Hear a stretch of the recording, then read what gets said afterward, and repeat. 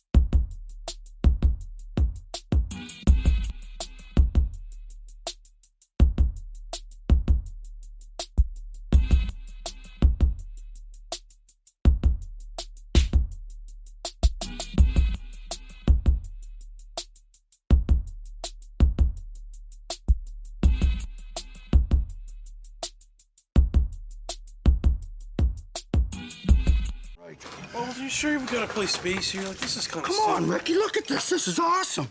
Mission Control, this is Commander Bubbles. I'm getting an MPS warning light on the link monitor control subsystem. I'm requesting reallocation of main ohms firing through the CDS at level 6. Please advise. Copy that, Commander.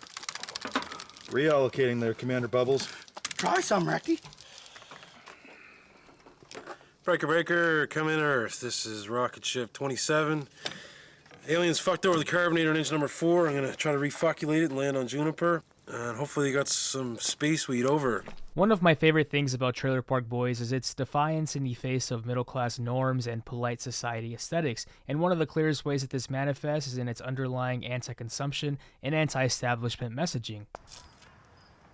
I have to steal gas because I'm broke, and gas is a fortune now with all the government bullshit taxes and stuff. And it pisses me off because Providence is like Texas and Calgary. It's not so bad. It should be the same everywhere, but our government's friggin' screwed up that way. You see, Western values have long emphasized traditional employment options like office-based and white-collar employment as the gold standard that everyone should aspire to, and our television and media options largely reflect the sentiment, even when they're doing it in ways that are actually supposed to be critical of this culture. The workplace sitcom, for example, may mock bureaucracy or the quirky managerial class, but it ultimately normalizes the workplace that it tries to satirize. Some may argue that this is actually by design, a trap set up by late-stage capitalists to keep us entertained by the very same structures that drain us. We're shown dramatized versions of our lives with different people playing our role, and the result you get is a kind of cultural pacification, one that keeps us docile and entertained while we're forced to keep the hamster wheel turning. Trailer Park Boys is different. It's a near total rejection of these norms and ideas. Office workers are ridiculed. Come on, let's get stoned. Fuck you then. I gotta deal with a bunch of government dicks. You guys work for the government too? Fucking idiots. Government officials are caricatured. Government buildings are so easy to rob. You can walk in here in broad daylight and take everything and no one even says anything. How's it going? I just need this tape. Wait, we're just actually about to start a production meeting. Yeah, no, there's new furniture coming here in about 5 minutes, so I'm just gonna take this stuff. Just let me call my supervisor, please. Actually, I'd love to, but we need that phone, so sorry about that. And any semblance of authority is reduced to a punchline. I say we got about a 10% chance of getting out of this one, boys. Attention! This is the police. Put down your weapons. Is that George Green, Out boys? of the building It's with your definitely hands up. George Green. Wicked. Okay, forget what I said. Our chances just went up to 95%. And the residents of Sunnyvale, who exist largely outside of the boundaries of polite society, have also grown skeptical of the rampant consumerism that plagues middle and upper class society. They choose workmanship and resourcefulness as opposed to endless upgrades and replacements. They rely on their hands to fix things. They reuse and repurpose what they already have. Randy, you can see you through all those goddamn liquor bags and lawn chairs strapping, for fuck's sakes. Stop friggin' looking, Rip. And above all, they try to live within their means. I mean, just look at this place. It's like a palace. Bunk beds, TV, satellite dish, 416 channels. Oh, he's fucking taking off. The people of Sunnyvale have even created their own economy, one that is free from government oversight and unfair competition from multinational corporations. It is a diverse economy where a variety of different goods, skills, and services are traded around the park by the residents who have been largely displaced by the modern economy. A big reason why this economy functions is because purchasing power isn't tied exclusively to cash. So even when fiat currency is scarce, a resident of the park can still find ways to participate in the economy. Meat decks, meat decks. These are just birthday presents. You have no right to look in them. We're gonna leave now. For example, groceries are stolen from the local grocery store and sold to the park residents at a much lower price. You know, we doing all right ganking groceries, you know what I'm saying? It's not what I want to do for a living, right? No, where you make money, though, Get the career back on track, but we're making some money, so we like, all right. Gas stations are set up from siphoned gasoline. You got my daughter working at an illegal gas station? Let's get her out of My here. daughter, too, and she's not Here, working. smell like gas. Marijuana is commoditized and even treated like fiat currency. All right. How about 25 grams of weed a month? Payment starting the end of next month. And sometimes the residents even take to sex work for survival. Smokey. That was the name he used to call himself when he was on the streets back when I was on the force. Strip the chrome off a trailer hitch. You're not thinking of going back on the street, are you, Randy? Dan's gonna eat. If you can create something of value in the Sunnyvale economy, you can remain economically relevant. I've been at the flea market all day selling J-Rock CDs. We sold a fucking ton of those things. We've been selling J-Rock CDs because you are a rap star, man.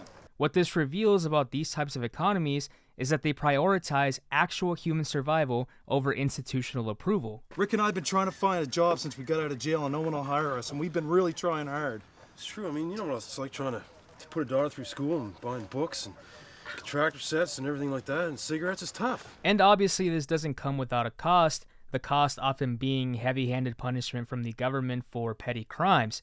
But the show doesn't present the Sunnyvale economy as a failure to participate in the capitalist system, but as a deliberate rejection of its institutional relevancy and values. It's not free. It's like stealing. Stealing? You guys are beaming a signal in this fucking trailer park with my permission, not me. So I've got these little things that pick up that signal from space. How the fuck is that stealing? What, do you own space? No, NASA does. NASA. Rocket people, perhaps you've heard of them? It's NASA. The residents of Sunnyvale still have a need for cash to pay for their lot fees, but money functions as a necessity in the way of leisure. Aside from maybe Julian, the residents just wants enough money to physically survive so they can devote the rest of their time to hanging out with their friends and engaging in their hobbies. You need a hobby like mine, Bubs. Hobby? What's your hobby, right? Drinking. There is not necessarily an aspiration towards the goals of capitalism like expansion, optimization, or economies of scale, just sustainability and freedom, working to live, not living to work. The boys usually commit a number of small crimes, save enough money to obtain the tools and resources for one big score, then live off of the money that they make from that. Julian's got these guys on the inside that are going to smuggle in a bunch of dope that we grow, sell it for big money in there, and then we can retire and never have to break the law again. It's perfect, man. It's easy. This pattern obviously reinforces the cycle of incarceration, but you have to think that if you just remove crime from the equation, this pattern starts to look a lot like the gig economy that has been institutionalized by modern capitalism. The difference between the work that the boys do and the work found in the gig economy, things like Uber and DoorDash, is that there is not a pay-to-play system that the boys have to adhere to. In other words, all of the money that the boys make and earn from their work and activities, whether illegal or semi-illegal, goes to them, not some middleman that takes a sizable portion of their earnings for themselves to allow the individual to participate in their service. This poses a fundamental question that you can answer for yourself. Who is more free in their current situation, you or them? To retirement. To success. There's just something we're forgetting about here. Corey and Trevor, they never let us down. The fucking Corey and Trevor. Corey and Trevor. When it feels like the whole entertainment industry is always trying to sell you something and every TV show and movie you watch leaves you wanting more in your life, Trailer Park Boys reminds you that you have enough.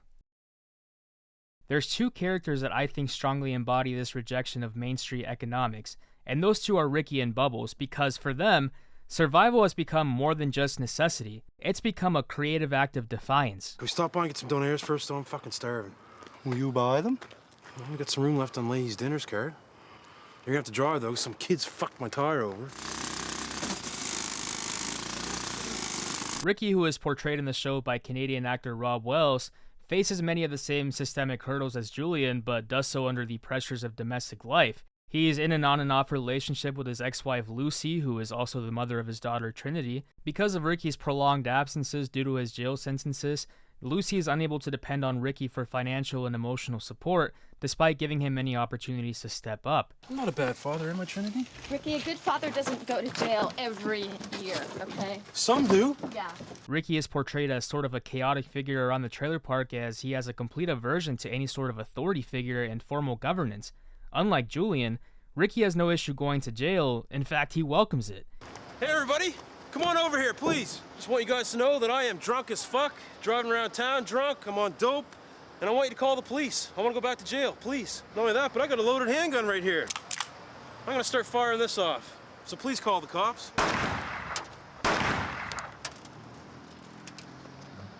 Oh, you're not gonna call the police? Ricky has accepted incarceration as an inevitable part of life and treats it more like a social club than a place where a criminal goes to get reformed. There is nothing better than being in jail at Christmas. Guards let you party for 12 days straight. Got no fucking work chores or book readings or Christmas trees or giving gifts or fucking lights. Fuck all that bullshit. Let's get fucked up. Ricky! Like Julian, Ricky comes from a broken home and was raised by his father Ray, who worked as an over-the-road truck driver that was likely absent from much of Ricky's childhood. We don't know too much else about Ricky's childhood, but we do get some commentary from him on how he was raised and how it's influencing his parenting style. Well, the thing with kids and growings and getting learnings and stuff is that you can't lie to them. Basically, if you want to tell children they can't do something, they're going to want to do it more. When I was young, I did all kinds of crazy shit, and I turned out wicked. And that's because my dad was fucking cool. He let me do shit. You know, I was allowed to drive his car around the park, and basically took my dirt bike to school, let me grow dope in his shed in grade 7. You know, that's what good parenting is all about. You got to let them have a bit of freedom. His father also struggles with alcoholism and may even be faking a disability to collect government assistance, but he remains a present figure in Ricky's life even as an adult. Thank God. I need you to drive a truck for me today, okay? You're in charge of Corey and Trevor. Fucking be hard on them. Tell me where they understand. Let's go, boys. Fucking move in here. In a literary comparison of the novel of Mice and Men by John Steinbeck, Ricky is the Lenny to Julian's George, the perception in their community being that Ricky is unintelligent and often a burden and source of stress for Julian. You're smart and I'm stupid. That's what everyone around the park thinks, right? According to you. But that's not really telling the whole story. We should be thankful for the bacon that we're having this morning. Because where do you think the bacon came from, Rick? From cow. No, it is true that Ricky is academically challenged. We know that it took him 3 times to pass grade 6, and similar to Julian, it was due to the early presence of alcohol. As an adult, his lack of education is revealed to be a constant source of stress on him and a detriment to his self-image, and it leads him to try to go back to school to complete his education. The underlying rationale, he tells us, is because he is tired of being treated like he is inferior to Julian. That's another reason I want to get my grade 10. I'm sick of being bossed around and working with Corey and Trevor the idiots. So if I get my grade 10, then I'll be kind of like an equal or person to Julian up on his level or thinking kind of train, and then I won't be able to be bossed around so much. So I'm getting my fucking grade 10, and then he can go collect fucking ladybugs instead of me. Ricky's lack of education is also apparent in his verbal expressions through his limited vocabulary, which adds an additional layer of difficulty in reintegration in polite society. He simply cannot express himself without using profane language, a challenge which is explored in an episode where he represents himself in court. Look, I can't speak without swearing, and I've only got my grade 10, and I haven't had a cigarette since I've been arrested, and I'm ready to fucking snap. So I'd like to make a request under the People's Freedom of Choices and Voices Act that I be able to smoke and swear in your courtroom. Because if I can't smoke and swear, I'm fucked. And so are all these guys. I won't be able to properly express myself at a court level, and that's bullshit. It's not fair, and if you ask me, I think it's a fucking mistrial. He often struggles to form coherent thoughts and loses track of what he wants to say mid-sentence. One of the running jokes in the show that underscores this is the many malapropisms, or Ricky-isms, that he says. Just remember, Leahy, what comes around is all around. Don't you mean what's all around comes around, Ricky? In worst case Ontario, you get caught, you just cancel the check. You never have to pay. It's awesome. You're being a dick. You can go to college and get your little PFD or whatever the fuck it's called. I don't care. Hey, Leahy, knock, knock. Who's there, Rick? Mr. Stupidity Head that's fucking pissing me off right now thinks he's the captain of the shitliner, and by the way, your fish sticks suck, so fuck off. I'm not the kind of person to say a toe to so, but you know what? A toe to so. A fucking a toe to so. The fastest way to get money is to steal a bank machine. It doesn't take rocket appliances to realize all you gotta do is take a fucking chain, hook it up to a truck, and yank the fucking bank machine out of the store. Questions? I got a question. What the fuck is this shit? Ready directions for the fastest way to get to the liquor store? How to get bourbon stains out of kahaki pants? It's khaki, Ricky. It's a color. Whatever. This is fucked, Leahy. Why don't you go home, Rick? Why don't you fuck off? Go get some hyposuction. Exactly. Get 2 birds stoned at once. I'm not a pessimist, I'm an optometrist, but you gotta keep your eye on Randy. He's fucking around, he's doing stuff. Like Julian, Ricky also struggles with addiction, but not so much with alcohol. While Ricky admittedly likes to get drunk on a somewhat regular basis, you don't really see him drinking during the day in the way that you see Julian, who is much more of a functional alcoholic. Instead, Ricky's addiction, which does negatively impact his life and the people around him, is his addiction to cigarettes. We can see the adverse impacts of his smoking addiction in several scenes throughout the show. In Season 2, Ricky is taking the exam to get his grade 10, but begins to light up a cigarette in the middle of the classroom and catching the attention of the exam's proctor, who nearly fails him because of it. Ricky apologizes and admits to the proctor that he's an addict. Pencils down. Who's smoking? Ricky. Richard, you're letting me down. I'm sorry, I'm addicted. He's cheating. And look at the back of his arms and neck. They're friggin' a cheat couple. Congratulations! You both failed grade 10. In Season 4, Ricky accidentally electrocutes himself, giving him temporary confusion, and instinctively tries to light a cigarette even though he has nothing in his hands. The power's still on, Julian. Ricky, I'm Bubbles. The power's still on, Julian. Ricky, I'm Bubbles. Ricky, you don't have a cigarette. I need a joint. Perhaps in a more dramatic fashion, there is even an episode where we can see the cumulative effects of Ricky's lifestyle choices come to a head. In the final episode of Season 5, Ricky and the boys are involved in a shootout against Cyrus and his gang. Ricky had revealed to us in previous episodes that he had been feeling a tightening in his chest, which becomes a full-on heart attack in the final episode while being under the stress of gunfire. Ricky's life is saved by Mr. Leahy, who performs CPR on him despite him being the reason for the gunfight between the boys and Cyrus. Ricky, you're all right? Sit up. Oh my God, he's alive. It worked, Mr. Leahy. You saved him. Ricky, you just died. You want a drink? What? What? Just now, you were just dead. Nice.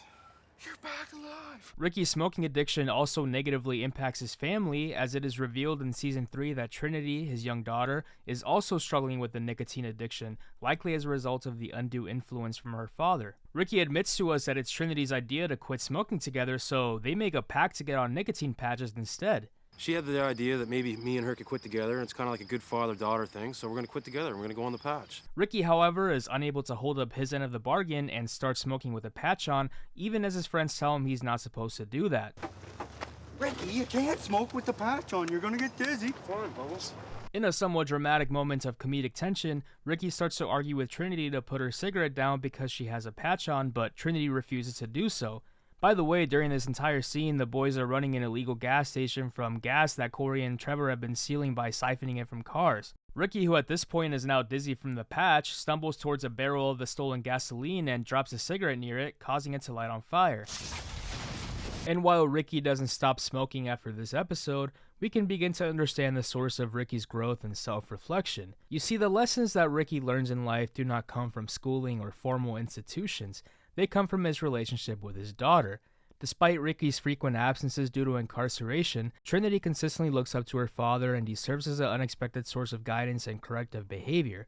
We even get some insight from Lucy's roommate Sarah as to how Ricky influences his daughter. You know, Trinity might be playing piano some of the time, but mostly she's totally fucking out of control. She wants to be just like her dad for some reason. I don't understand it because he's totally fucked in the head, but she looks up to him. Throughout the seasons, we see Ricky become increasingly aware of his own shortcomings when he sees Trinity imitate the same behaviors that he models. When Trinity engages in antisocial behaviors like getting into fights at school or committing petty crimes, Ricky tries to step up to correct those behaviors. They force Ricky to confront the consequences of his actions in a way that formal authority figures have never done. What I started realizing about Trinity is that now she's at this age where it's gorilla see, gorilla do. And what I'm doing, she starts to do. If I throw a bottle on a lake, she's going to throw a bottle on a lake, which is no big deal. You are never going to jail, so we got to do the right thing right now and take this rim back where you got it from. You shouldn't be stealing. She doesn't need to steal. I can steal everything we need, and why does she need to take it? Ricky is also broadly aware of the way that his lack of education will impact his daughter's upbringing, which is both an external source of stress and motivation for Ricky. He simply doesn't want his daughter to grow up to be like him. Well, I think somebody's been talking to Trinity, and they've misleaded it around, and basically they said that, I'm drunk and stupid all the time, which isn't the case. Once in a while I get drunk. Once in a while something comes out of my mouth that may not be the smartest thing in the world. She shouldn't be worried about growing up to be drunk and stupid like me. It's not going to happen. She's already smarter than me, and, she's only like 9 years old. Rather than responding to his daughter's antisocial behavior or academic challenges with indifference, Ricky often attempts, however imperfectly, to correct both Trinity's behavior and his own, revealing that he does have a capacity for growth and self-reflection. It is the reason why he tries to push himself to get his grade 10 and grade 11 so that he can inspire his daughter to push herself in school. It's kind of like I was failing grade 6 again for the 4th time, and that kind of pissed me off. And then all of a sudden it hit me like this big light bright went on in my head, like I'm failing grade 6 again here. And it's about life. And Trinity made a lifing thing basically out of this chicken. It started with a little eggy thing and heated it up under these incubator things, and it was born. In one of the best moments showcasing his character's growth, Ricky's forced to choose between spending the last bit of his money on either purchasing a home so that he can finally move out of his car, or purchasing some encyclopedias in hopes that Trinity will read them so that she doesn't grow up to be dumb like him. Trinity, come with me. Daddy bought you some encyclopedias so you can get smarter. You won't be stupid like Daddy when you get older. As part of this dilemma, choosing his daughter's best interest would mean sacrificing both a home and his dignity, since a prior contractual obligation requires him to kiss Leahy's ass in public if he fails to come up with the money to purchase a new home on time. Fine, I'll give you some collateral. Why don't you go around and tell everybody in this park that I'll kiss your bare ass if I don't have the money by 5 o'clock tomorrow? That's some fucking collateral, isn't it? Ultimately, Ricky chooses his daughter over himself and he kisses Leahy's ass on the spot, revealing that he's willing to endure the ultimate humiliation for the sake of his daughter's book learning. It's enough. Shit, you just did that. Damn, that's sick, dude.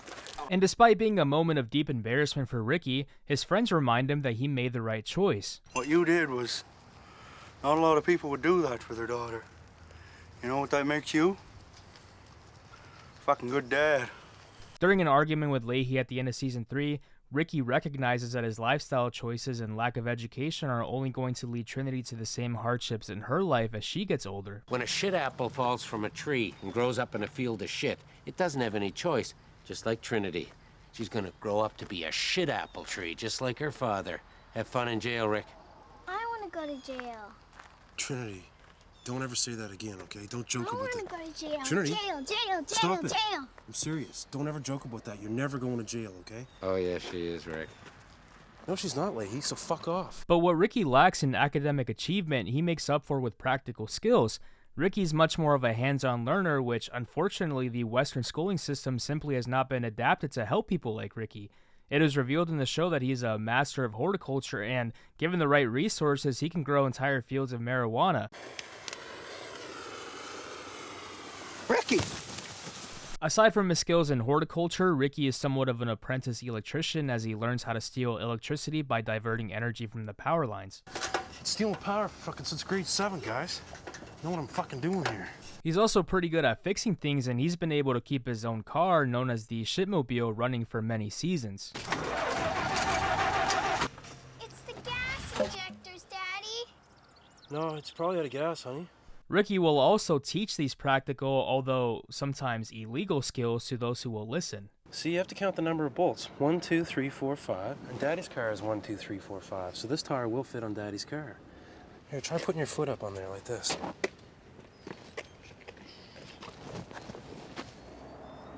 There you go. See, you can do it. I did it. He's also known to be a pretty good cook, and Bubbles actually gives us some insight into why that is and how Ricky's brain works. Well, Ricky didn't learn to read like a normal person does. He didn't pay attention in school. He learned to read around the house, like cooking things, frozen food things. The directions are all numbered. 1, do this. 2, do this. That's how Ricky learned to read, and that's the only way he can really understand things. Ricky's also extraordinarily resourceful and has an adept will to survive. If Ricky doesn't have money, he will create his own currency in the form of hash tokens. How about we skip the interview process? I give you a little bit of this stuff to basically say that I've got the job, and give me one of those jackets right over there. I want Ricky on the sleeve and grade 10 on the other sleeve. If he doesn't have hash tokens, he will repurpose people's garbage into things that they can use. One man's garbage, another person's good on garbage, and I'm gonna roll with that. If he needs tools, supplies, or other goods from a big box store, he'll simply just steal them. For the legal record, we were not robbing the store. Well, it looks like we robbed the place. We may take a bit of shame and go grab some grocery calls. We're not taking anything, Ricky. It's not robbing. Instead of suing him, we're going to take a bit of shit. His healthy disregard for authority has also made him a master of deception, as he can come up with some pretty ingenious ways to talk himself out of encounters with law enforcement. I'm not gonna lie to you, it's rum and coke. And I'll tell you what, I'm not drinking, I'm the driver. This guy's getting married, we're having a little stag party. Now, we've had reports of gunshots here. Yes. Do you know anything about that? I do, actually. I'm the one that called you guys. Bunch of little fuckers. I don't know who they were. They, first I thought it was firecrackers, and then I saw one of them. He did this motion thing where he pulled something. I think it was a gun. Kids or adults? Kids, adults. Oh, God kids, damn, I think. kids again. Did you see them? Yeah, I did. One guy had long, gravy-colored hair. There was another guy with darker, Brady things going on. I chased him out of here about 2 weeks ago, guys, and, you know, I should have called you then. I didn't. We threw coffee away for this. Jesus, man. Ironically, despite Ricky's shortcomings, he's the only one that's able to secure honest employment opportunities that do not necessarily involve crime. Some of the jobs that he's able to secure are school janitor, mall security guard. Bubbles, get back here, you dick! Temporary assistant trailer park supervisor, License, registration, insurance, Bubbles, let's go. and even trailer park supervisor. As soon as Ricky hired me as assistant trailer park supervisor, I knew things were fucked right away. EI checks kept arriving for Trevor Corey, Corey Trevor, Randy Trevor. Unfortunately, Ricky's employment opportunities are often sabotaged by Julian in an effort to get him back into one of his schemes, and if you haven't noticed yet, Ricky and Julian have a downward pull friendship in which they'll do things like sabotage each other to get each other involved in their illegal activities. Don't let school shit distract you, okay? You're here for one reason, and that's to sell drugs, okay? Stay focused, man. Ricky's not the perfect TV father. He makes mistakes, and he makes many of them. His mistakes have led to extended periods of absence in his young daughter's life, and that is something that he deeply regrets. I just don't want to leave Trinity, man. I'm gonna miss her big time. So that's why I want this to be the best Christmas ever. I got a lot of making up to do because I'm always in fucking jail at Christmas. Ricky is simply a product of his environment, a lifetime of observing everyone around him do what they need to do to survive. Is it any surprise that the less fortunate among us would turn to crime to put food on the table? No, it's a story as old as time. Picking on my friend Bubbles, huh? I was just doing my job, Julian. What do you think he was doing? How do you think he makes a living? How do you think he feeds his cats, huh? I don't know. The rebellious qualities of Trailer Park Boys aren't only found in the themes, but simply by choosing which stories get told. We're shown many stories about crime, often glamorized and featuring some ambitious criminal with or without a moral conflict they're trying to resolve, but we're rarely shown the perspective of those who commit crimes not because of ambition, but because of a lack of options. By focusing on figures like Ricky and the rest of the people of Sunnyvale, the show quietly postures as a critique against a media landscape that chooses fantasy over the uncomfortable realities of life. It's kind of fucking dry, Ricky. Have you anything to drink? A little bit left in that. The system was not created for people like Ricky. It was created to keep people like Ricky in check. It is the reason that Ricky and the residents of Sunnyvale often receive heavy-handed punishments for their petty crimes, while the wealthy and those in power among us can commit robbery, murder, and child sex trafficking on a massive scale and get away with it. Ricky doesn't fit the traditional archetype of hero or even anti-hero, reminding us that this is yet another act of defiance from the screenwriters. Who gets to decide what stories are told and which groups are represented? Does every character in every story have to be fighting for some noble cause, or can they simply be a person just trying to get by? Just don't get it, do you? What? Have fun in your little cop cruiser, right? Just remember what you gave up. A fucking guy that you could get drunk with, get stoned with, didn't ask any fucking questions about nothing. Just hang out and had a good fucking time. Broke the law here and there, and we made what we did to get by. Though not fitting the traditional character archetypes, Ricky becomes something different, and if one must attach a label to him, what we can call him is... Tell you what, I got a great idea. Why don't we have Christmas today? Really? Make up for all the Christmases I was in jail drunk, and we'll have real presents and everything. Cool. A father trying his best.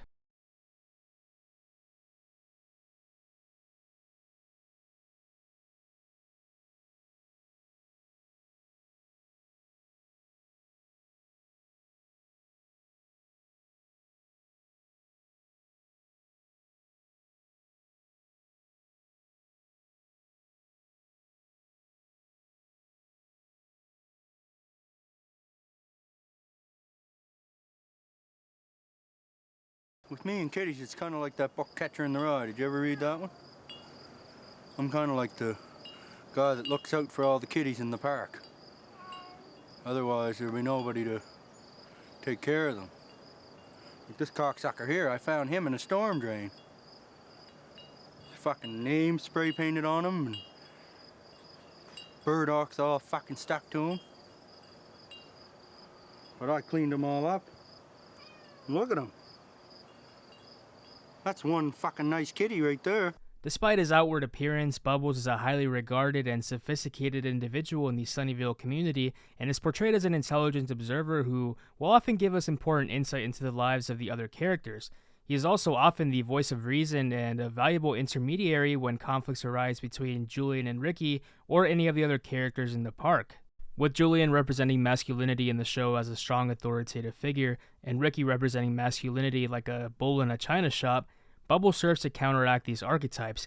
His masculinity is not defined by dominance or bravado, but rather by his emotional intelligence. Bubbles is not afraid of being vulnerable or letting people know what's on his mind, even when it comes into direct conflict with Ricky and Julian. But I can't give you vacation pay till we get paid. You know that. When we grow the dope and we harvest it, then we get You paid. can give me some chips in the meantime. He owes me $260 vacation pay. He won't fucking pay that, and so I figured a handful of chips wasn't too much to ask. Put half of those back. I'm actually taking more, Ricky. Fuck off, Bubbles. Seriously. Look at that. Bubbles is a kind and empathetic figure, and even when he is wronged, he still finds the capacity to forgive. We see a good example of this in Season 2 when Ricky accidentally sets Bubbles' home on fire, causing him to lose all of his belongings, including a bubble maker that was the last thing his parents left him as a child before they deserted him. Look at that. That's my fucking bubble maker. That was the only thing I had that my parents gave me before they fucking deserted me in this shed, which I don't have anymore. Now it's just a big melted fucking lump of shit. Bubbles is understandably upset and stops hanging out with Ricky and Julian for a little while, but when the park is invaded by a couple of fraudsters selling Bibles, Bubbles takes measures to protect his friends, despite the harm that they just caused him. The Bible scammers take a keen interest in Julian and set up a honeypot distraction in an attempt to lure him away from his trailer so they can steal the marijuana that's inside of it. Bubbles, who had been previously approached by the fraudsters, quickly realizes they are up to no good and starts to keep a close eye on them. At one point, Bubbles is spying on them from inside of a trash can and is discovered by Mr. Leahy, who had also been suspicious of them. In this scene, we find out why Bubbles remains loyal to them, despite the damage that they cause him. They need my help, Leahy. They don't care about you, Bubbles. Why do you care about them? Because real friends stick together. Besides my kitties, Ricky and Julian are all that I really have.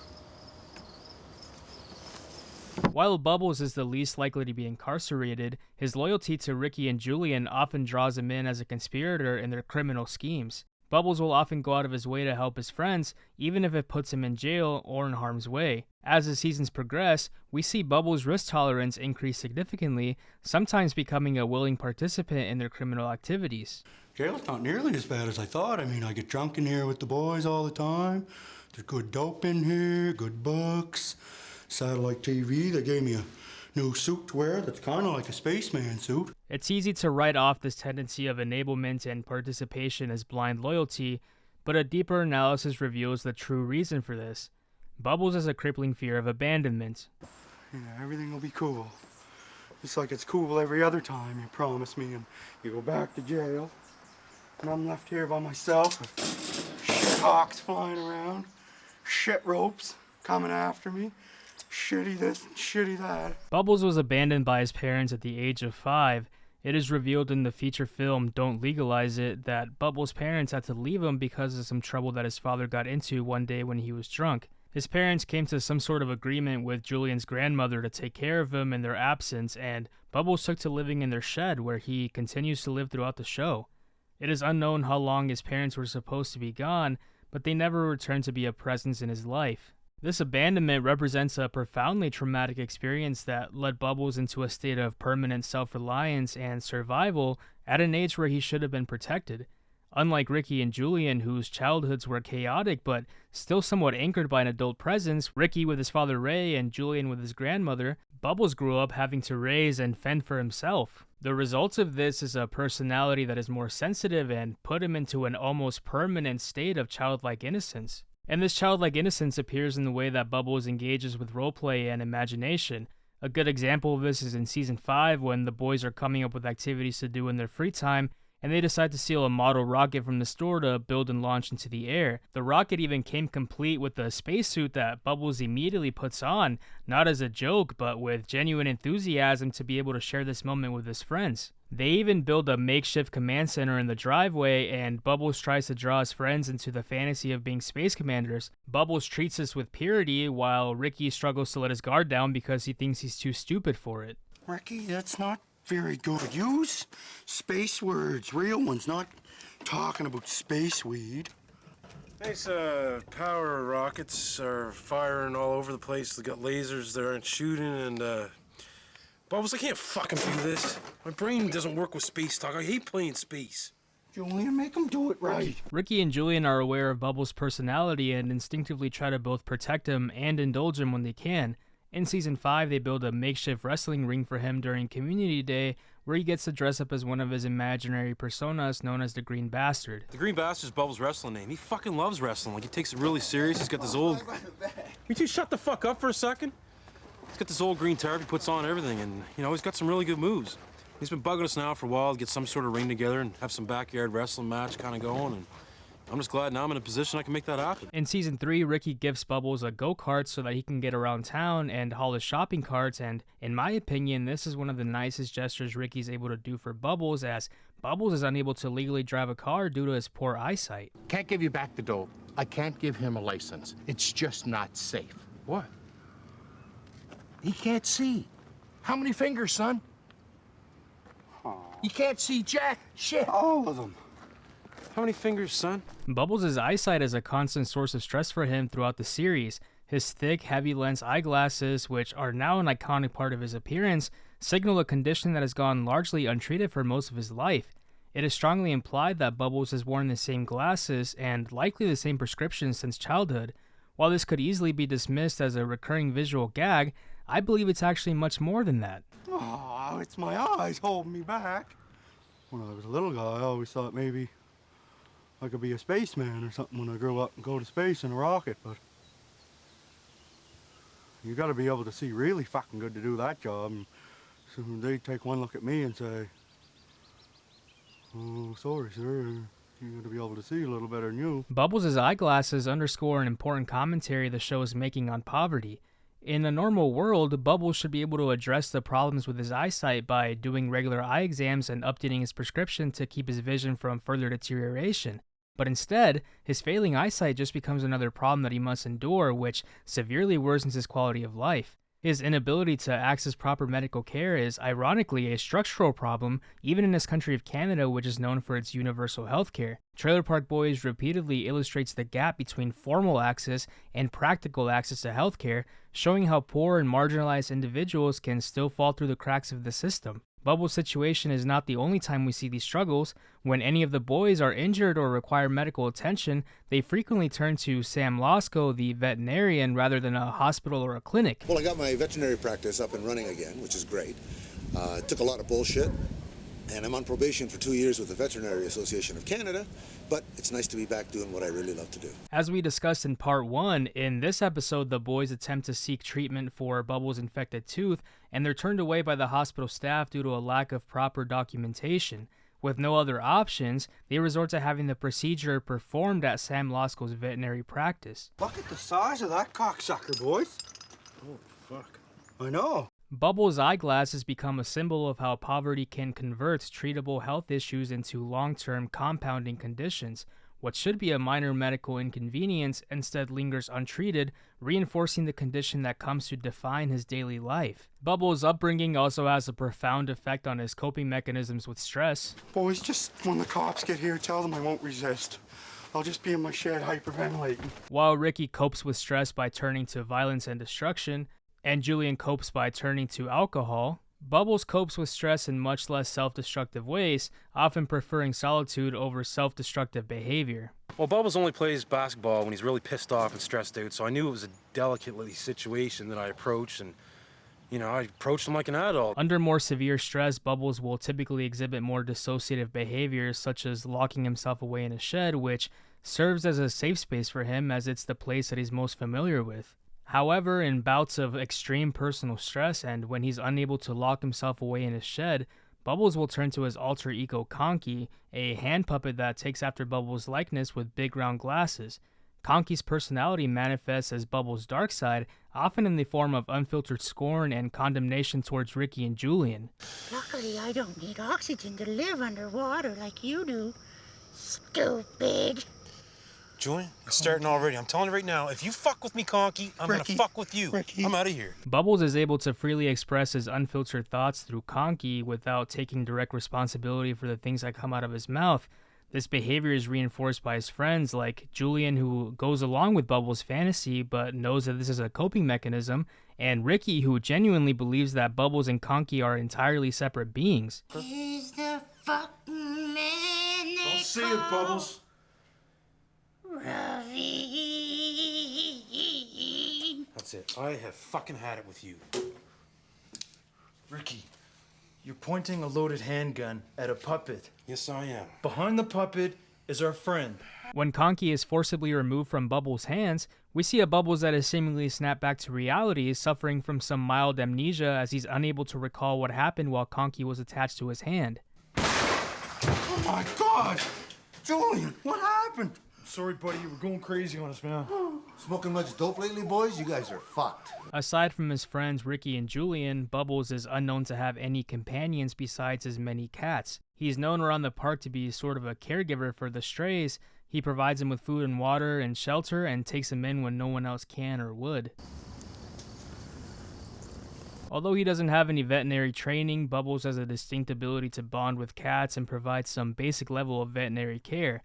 One of the examples that we see of Bubbles' impressive abilities is with his relationship with a stoned and stray mountain lion named Steve French, whom the boys encounter while investigating the destruction of large portions of their marijuana growing operation. The boys learn that Steve French is high from eating marijuana and is now hooked on it. Bubbles convinces Ricky and Julian to take Steve French back to the trailer park so that he can develop a plan to wean him off of the weed. Bubbles' solution doesn't exactly go as planned, and Steve French escapes from his custody and starts to wreak havoc around the park. Randy, you set up this elaborate charade to cover eating 7 cheeseburgers. You ate 7 cheeseburgers. Eventually, Bubbles is able to get Steve French back under control, but develops an affinity for him in the process and struggles to accept the fact that he can't keep him. Bubbles' short-lived relationship with Steve French and the affinity that he develops for the other stray cats around the park only serve to demonstrate Bubbles' sensitive nature and role as a caretaker. Come here, little buddy. I'm gonna unhook you. You're free. Oh, fuck. Shit. While Ricky and Julian are always looking for the next big score, Bubbles is more pragmatic in his approach to survival, choosing smaller crimes like petty theft, which has sustained his modest lifestyle and provided food for his kitties for many years. Bubbles' business model is actually quite simple. People don't realize how much fucking money there are in carts. I take these home and fix them, sell them back to a different mall for 18 bucks. Got the two malls playing off each other. That's how I make my living.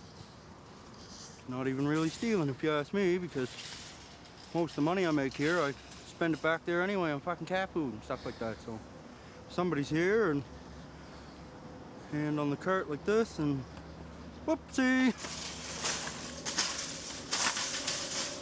Down she goes. Bubbles. And then somebody comes and picks her up later and Similar to his business venture with shopping carts, Bubbles also takes an interest in some of the boys' other ventures like the barbecue remarketing business.